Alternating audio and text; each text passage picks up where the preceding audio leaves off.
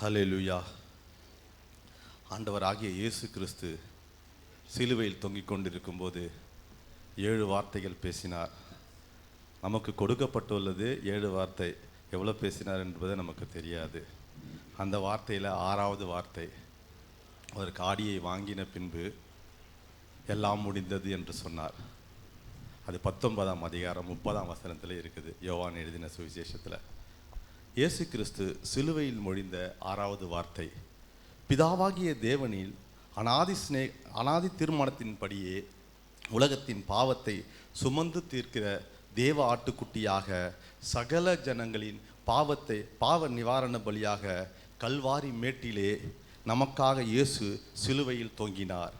அக்கிரமக்காரரில் ஒருவராக எண்ணப்பட்டார் என்ற தீர்க்க தரிசன வாக்கின்படியே 2 குற்றவாளிகளின் மத்தியில் எந்த குற்றமும் செய்யாத நமது ஆண்டவராகிய இயேசு கிறிஸ்து அந்த கேடு அடைந்தவராக, முகத்தில் துப்பப்பட்டவராக, சிலுவையிலே சிரசிலே முள்முடி சூட்டப்பட்டவராக, சரீரமெல்லாம் வாரினால் அடிக்கப்பட்டவராக, இரத்தம் சிந்த சிந்த இயேசு சிலுவையில் தொங்கினார்.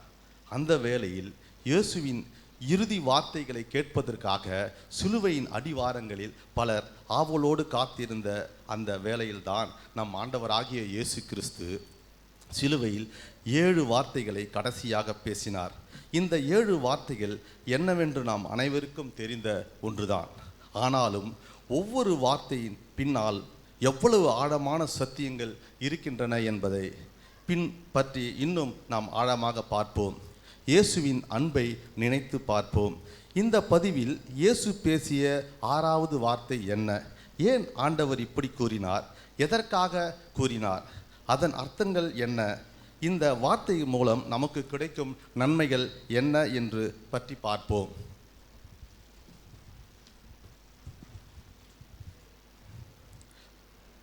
ஏழு வார்த்தைகளில் இயேசு 6வதாக பேசிய வார்த்தை யோவான் எழுதின சுவிசேஷம் 19ஆம் அதிகாரம் 30வது வசனத்தில் பார்க்கலாம்.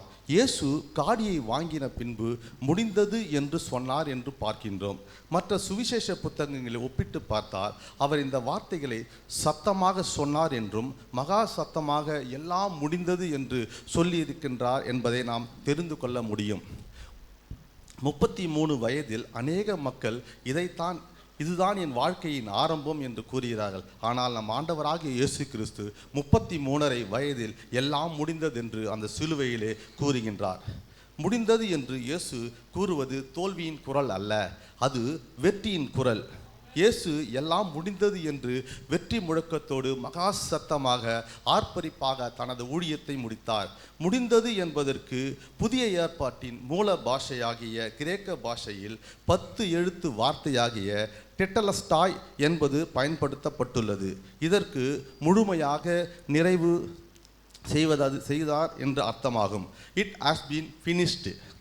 முடிந்தது என்ற வார்த்தையின் ஆழமே இயேசு எதையெல்லாம் முடித்தார் என்பதை நாம் ஆழ்ந்து சிந்திக்க வைக்கின்றதாக இருக்கின்றது. மனுக்குலம் முடிக்க முடியாததை, மனிதன் எப்பொழுதும் செய்து முடிக்க முடியாததை இயேசு கிறிஸ்து தம்முடைய சிலுவை மரணத்தின் மூலம் எல்லாவற்றையும் செய்து முடித்தார்.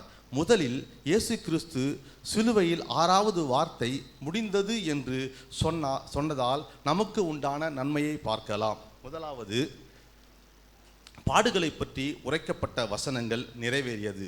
சங்கீதம் 22, ஏசாயா 53, லூக்கா எழுதின சுவிசேஷம் 24ஆம் அதிகாரம் 25, 26, 44, 1 பேதுரு 1ஆம் அதிகாரம் 11ஆம் வசனம், 3ஆம் அதிகாரம் 18ஆம் வசனம் ஆகிய வசனங்களில் அவர் பாடுகளை குறித்ததான எல்லாவற்றையும் அங்கு தீர்க்க தரிசனமாக சொல்லப்பட்டுள்ளது. 2வது, சாத்தான் தோல்வி அடைந்தான்.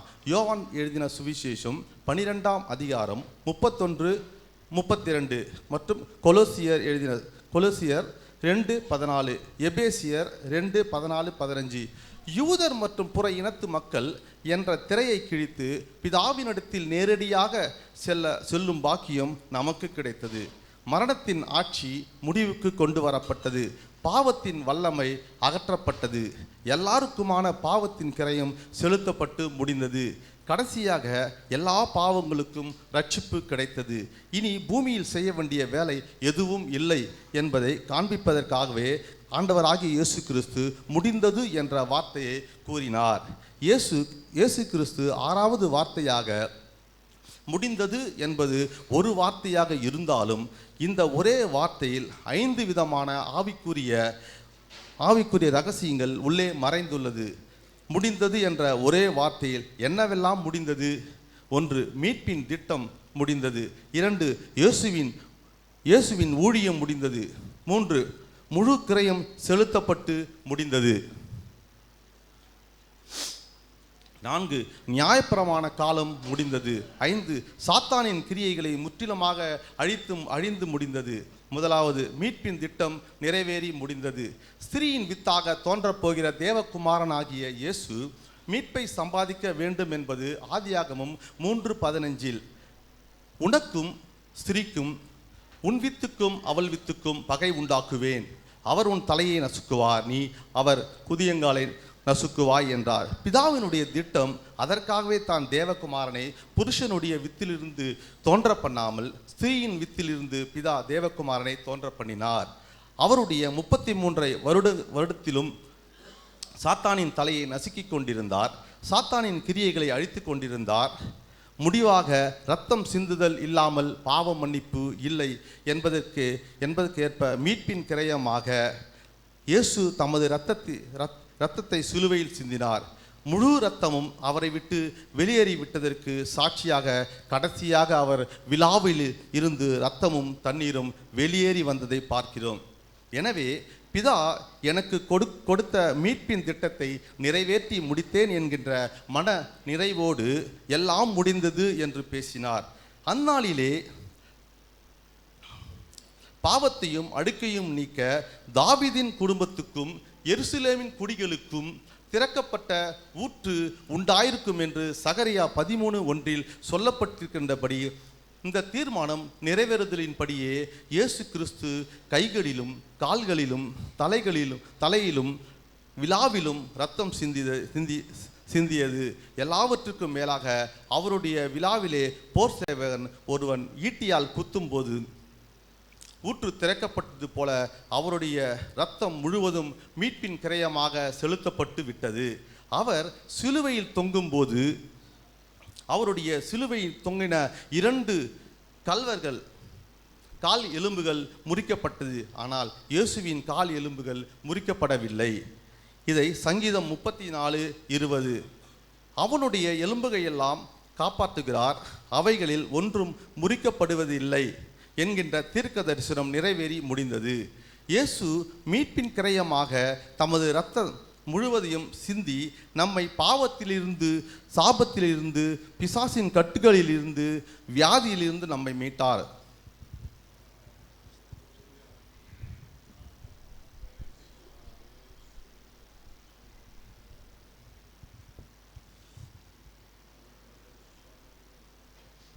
இப்படி மீட்பை மனுகுலத்திற்கு கொடுக்கும்படியாக அவர் மீட்பின் திட்டத்தை நிறைவேற்றி முடித்தார்.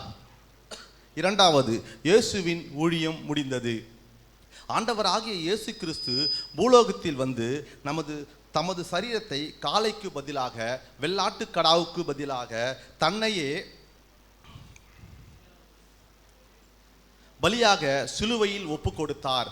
பூமியிலே நான் உம்மை மகிமைப்படுத்தினேன், நான் செய்யும்படி நீர் எனக்கு நியமித்த கிரியைகளை செய்து முடித்தேன் என்று யோவான் 17:4 சொல்லப்பட்டிருக்கின்றபடி பிதா இயேசுவுக்கென்று நியமித்த சகல ஊழியத்தையும் இயேசு முழுமையாக நிறைவேற்றி முடித்தார் என்று பார்க்கின்றோம். இயேசு எந்த ஊழியத்தை செய்து முடித்தார்? பிதா இயேசுவுக்கு கொடுத்த ஊழியங்கள் என்னென்ன? 21 விதமான ஊழியங்களை செய்யும்படி பிதாவாகிய தேவன் நம்முடைய ஆண்டவருக்கு இயேசப்பாவுக்கு கொடுத்த ஊழியங்கள். பாவிகளை ரட்சிக்க இயேசு வந்தார், இழந்து போனதை தேட இயேசு வந்தார், கெட்டு போனதை ரட்சிக்க இயேசு வந்தார், ஊழியம் செய்ய இயேசு வந்தார், தமது ஜீவனை கொடுக்க இயேசு வந்தார், பிசாசின் கிரியைகளை அழிக்க இயேசு வந்தார், பூமியிலே அக்கினியை போட இயேசு வந்தார், யூதருக்கு ராஜாவாக இயேசு வந்தார், நியாயப்பிரமாணத்தை நிலைநிறுத்த இயேசு வந்தார், பாவிகளை மனந்திருந்த அழைக்க இயேசு வந்தார். பிரிவினைகளை உண்டாக்க இயேசு வந்தார். இளைப்பாறுதல் தர இயேசு வந்தார். அழிவிலிருந்து தப்பிக்க இயேசு வந்தார். மனிதனை ரட்சிக்க பாடுகளை சகிக்க இயேசு வந்தார். பிரசங்கிக்கவும் குணமாக்கவும் இயேசு வந்தார். பரிபூர்ண ஜீவனை கொடுக்க இயேசு வந்தார். நியாய தீர்ப்பு கொடுக்க இயேசு வந்தார். உலகத்திற்கு ஒளியாக இயேசு வந்தார். பிதாவின் சித்தத்தை செய்ய இயேசு வந்தார். யாவருக்கும் முன்மாதிரியாக திகழும்படி இயேசு வந்தார். மொத்தம் 21 ஊழியங்களை செய்ய இயேசு இந்த உலகத்தில் வந்தார். இப்படி 21 விதமான ஊழியத்தையும் இயேசு கிறிஸ்து தனது 33.5 வருடத்தில் நிறைவேற்றி முடித்தார் என்று பார்க்கிறோம். முடிந்தது என்கின்ற வார்த்தை இயேசுவின் ஊழியத்தில் ஆர்ப்பரிப்பான வார்த்தையாக இருந்தது. மூன்றாவது, முழு கிரயம் செலுத்தப்பட்டு முடிந்தது. மனிதன் செய்த பாவத்திற்காக உச்சக்கட்ட தண்டனை மரணமாகும். அந்த மரணத்தை தன்னுடைய சிலுவையிலே இயேசு கிறிஸ்து நிறைவேற்றி முடித்தார் என்கின்ற அர்த்தத்தோடு முடிந்தது என்ற வார்த்தை பேசினார். இயேசுவை போலவே தேவனுடைய பிள்ளையாய் இருக்கின்ற நாம் அனைவரும் ஒவ்வொருவரும் யோவான் எழுதின சுவிசேஷம் 19:30 எல்லாம் செலுத்தப்பட்டு முடிந்தது என்ற வார்த்தையை தியானிக்க பழக வேண்டும். கடனை செலுத்து என்று கேட்க வருகின்ற சத்துருவிற்கு விரோதமாக இந்த யோவான் 19:30 எடுத்துக்காட்டி இயேசு சிலுவையிலே எல்லாவற்றையும் செய்து முடித்துவிட்டார். பிசாசே, என்னிடத்தில் உனக்கு இடமில்லை, பாவக்கடன் ஒன்றும் என்னிடத்தில் இல்லை என்று கடன்களை எல்லாம் இயேசு கிறிஸ்து சிலுவையிலே தொங்கும்போது எல்லாவற்றுக்கும் கிரயம் கொடுத்து முடித்து விட்டார். இனி அபராதம் இல்லை, இனி தண்டனை இல்லை, இனி எனக்கு சாபம் இல்லை, இனி எனக்கு அடிமைத்தனம் இல்லை, இனி எனக்கு தோல்வி இல்லை, இனி எனக்கு தலை குனிவு இல்லை என்கின்ற தைரியமான ஆர்ப்பரிப்போடு எல்லாம் செலுத்தப்பட்டு முடிக்கப்பட்டு விட்டது என்ற தைரியமான ஆர்ப்பரிப்பு இயேசு கிறிஸ்துவை போலவே நம்முடைய வாழ்க்கையிலும் இருக்க வேண்டும். நான்காவதாக, நியாயப்பிரமாண காலம் முடிந்தது. காலங்களையும் யுகங்களையும் என்கின்ற சத்தியத்தின்படி நாம் வாழ்கின்ற இந்த காலம் கிருபையின் காலம், அதாவது சபையின் காலம். இதற்கு முந்தைய காலம் நியாயப்பிரமாண காலம். இந்த நியாயப்பிரமாண காலம் யாத்ராகமம் 21ஆம் அதிகாரம் தொடங்கி அப்போஸ்தலர் 1ஆம் அதிகாரத்தோடு முடிவடைகின்றது. தேவனை துதித்து ஜனங்கள் எல்லாரிடத்திலும் தயவு பெற்றார்கள். ரட்சிக்கப்பட்டவர்கள் கர்த்தர் அனுதினமும் சபையில் சேர்த்து கொண்டு வந்தார். அப்போஸ்தலர் 2:47 இருந்து புதிய ஏற்பாட்டின் சபை உதித்தது. கிருபையின் காலமாகிய சபையின் காலம் ஆரம்பமானது. அப்போஸ்தலர் 2ஆம் அதிகாரம் 37ஆம் வசனம் முதல் 47ஆம் வசனம் வரை கிருபையின் காலத்திற்கான உபதேசங்கள் பரிசுத்த ஆவியானவரால் கொடுக்கப்பட்டது. அதை தொடர்ந்து புதிய ஏற்பாட்டின் சகல புஸ்தகங்களிலும் நிருபங்களிலும் எழுதப்பட்ட உபதேசங்கள் எல்லாம் நாம் இருக்கின்ற கிருபையின் காலத்திற்கு குறிய இயேசு கிறிஸ்துவின் உபதேசங்களாய் இருக்கின்றது. இதற்கு முந்தைய நியாயப்பிரமாண காலத்தில் ஒருவனாகிலும் நீதிமானாக வாழ முடிந்ததில்லை. நியாயப்பிரமாணத்தில் சொல்லப்பட்ட 10 கட்டளைகளையும் நியாயப்பிரமாணத்தில் தோன்றிய ஒரு மனிதனாலும் ஒரு விசுவாசியாலும் அதை கைக்கொள்ள முடியவில்லை. எனவே தேவன் நியாயப்பிரமாண காலத்திற்கு முடிவு உண்டாக்கி இயேசு கிறிஸ்துவின் கிருபையினால் காலம் பிறந்தது, சபையின் காலம் வளர்ந்தது. விசுவாசிக்கின்ற எவனுக்கும் நீதி உண்டாகும்படியாக கிறிஸ்து நியாயப்பிரமாணத்தின் முடிவாயிருந்தார் என்று ரோமர் 10:4 இப்படியாக ஆண்டவராகிய இயேசு கிறிஸ்து சொல்லியிருக்கின்றார். நீங்கள் நியாயப்பிரமாணத்திற்கு கீழ்ப்பட்டிராமல் கிருபைக்கு கீழ்ப்பட்டிருக்கின்றபடியால் பாவம் உங்களை மேற்கொள்ளப்பட மாட்டாது என்ற ரோமர் 6:14 நமக்கு சொல்லப்பட்டுள்ளது.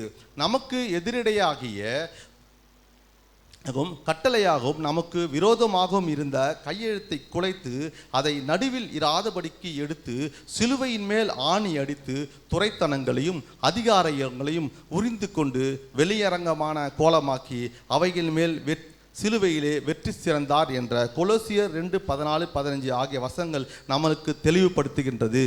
நியாயப்பிரமாணத்தில் சொல்லப்பட்ட எந்த கட்டளைகளும் இன்று நம்மை ஆளுகை செய்யவில்லை. இயேசு கிறிஸ்து சிலுவையில் நிறைவேற்றி முடித்த கிருபையே இன்று நம்மை ஆளுகை செய்கிறது. தேவனே, உம்முடைய சித்தத்தின்படி செய்ய இதோ வருகிறேன் என்று சொன்னார். இரண்டாவதை நிலைநிறுத்துவதற்கு முதலாவதை நீக்கி போடுகிறார். இயேசு கிறிஸ்துவினுடைய சரீரம் ஒரே தரம் பலியிடப்பட்டதினால் அந்த சித்தத்தின்படி நாம் பரிசுத்தமாக்கப்பட்டிருக்கின்றோம் என்று எபிரேயர் 10:9-10 இப்படியாக ஆண்டவர் நமக்கு சொல்லியிருக்கின்றார். முதலாவதாக நீக்கி போட்டார் என்பதன் அர்த்தம் என்ன? சர்வாங்க தகன பலிகளினாலும் பாவ நிவாரண பலிகளினாலும் பழைய ஏற்பாட்டின் பாவம் மன்னிக்கப்பட்டு பரிசுத்தமானார்கள். ஆனால் நியாயப்பிரமாணத்தின்படி ஒரு மனிதன் முழுமையாக பரிசுத்தம் அடையாதபடினால் அப்பொழுது கொல்லப்பட்ட காளை வெள்ளாட்டுக்கடாவின் பலிகளை நீக்கிவிட்டு இந்த முதலாவது சொல்லப்பட்ட காரியங்களை நீக்கிவிட்டு இயேசு கிறிஸ்துவின் சரீரம் ஒரே தரம் பலியிடப்பட்டு இவ்விதமாய் இரண்டாவதை தேவன் நிலைநிறுத்தினார்.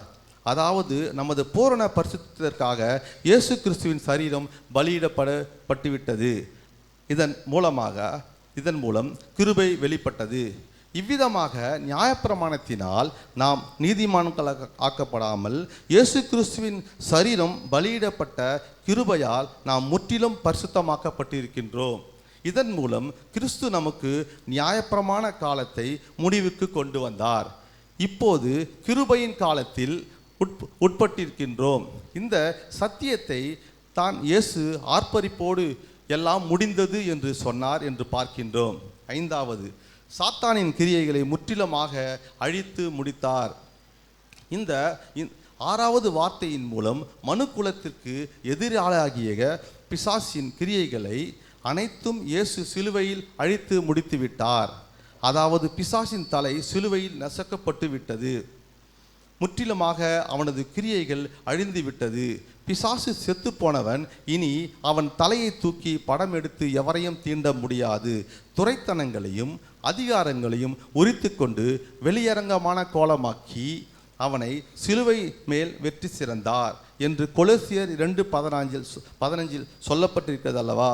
இப்பொழுதே இந்த உலகத்திற்கு நியாயத்தீர்ப்பு உண்டாகிறது. இப்பொழுது இந்த உலகத்தின் அதிபதி புறம்பாக தள்ளப்படுவான் என்று யோவான் 12:31 நமக்கு சொல்லியிருக்கின்றது. ஆகவே சாத்தானின் அதிகாரங்கள் எல்லாவற்றையும் உரித்து கொண்டு அவனை ஒன்றுமில்லாதவனாக மாற்றிவிட்டார். இனி பிசாசு நம்மேல் அதிகாரம் கொள்ள முடியாது. முடிந்தது என்கின்ற ஆறாவது வார்த்தையின் மூலம் சாத்தானின் கிரியைகளை 100% அழித்து முடிந்துவிட்டது என்று நமது ஆண்டவராகிய இயேசு கிறிஸ்து சொல்லுகின்றதை நாம் பார்க்கின்றோம். பாவத்திற்காக நாம் அனுபவிக்க வேண்டிய சகல பாடுகளையும் இயேசு கிறிஸ்து அவர் மீது ஏற்றுக்கொண்டு சிலுவையிலே அனுபவித்து முடித்தபடியினால் இயேசு கிறிஸ்து விசுவாசிக்கின்ற கர்த்தருடைய பிள்ளைகளாகிய நமக்கு நமது பாடுகளிலிருந்து விடுதலை கொடுக்க தம் சந்தோஷத்தினாலும் சமாதானத்தினாலும் கிருபையினாலும் நமது ஆண்டவராகிய கிறிஸ்து நிரப்பப்பட்டிருக்கின்றார். ஆம், மனிதனுக்காக எல்லாவற்றையும் இயேசு சிலுவையிலே செய்து முடித்து விட்டார். எல்லாம் முடிந்தது. ஆம், ஆண்டவர் சிலுவையிலே செய்து முடித்த மீட்பின் ஆசீர்வாதங்களையும் நன்மைகளையும் நாம் விசுவாசித்து பெற்றுக்கொள்ள வேண்டியவர்களாக இருக்கின்றோம். கர்த்தர் நமக்கு உதவி செய்வாராக. நாம் அனைவரும் ஆசீர்வதிக்கப்பட்டவர்கள். இதுவே சிலுவையில் இயேசு கிறிஸ்து பேசிய ஆறாவது வார்த்தையின் ஆழமான சத்தியமாகும். ஆமேன். அன்பான நேயர்களே, இந்த ஆராதனை உங்களுக்கு ஆசீர்வாதமாய் அமைந்தது என்று நாங்கள் விசுவாசிக்கிறோம். இந்நிகழ்ச்சியின் மூலம் நீங்கள் பெற்றுக்கொண்ட ஆசீர்வாதங்களை எங்களோடு பகிர்ந்து கொள்ளுங்கள். உங்களுடைய தெளிவான முகவரி மற்றும் தொலைபேசி எண்ணோடு சேர்த்து நீங்கள் எழுதி அனுப்ப வேண்டிய எங்களது முகவரி அகாபி கிறிஸ்துவ அசெம்பிளி, ஐதியார் திருமண மண்டபம் பின்புறம், ஆயில்மில், திருவள்ளூர். எங்களது இமெயில் அட்ரஸ் agapicam1992@gmail.com. மற்றும் உங்கள் ஜெப விண்ணப்பங்களை எங்களோடு பகிர்ந்து கொள்ள நீங்கள் அழைக்க வேண்டிய தொலைபேசி எண் 9952419986 அல்லது 9440839224. தேவன் உங்களை ஆசீர்வதிப்பாராக.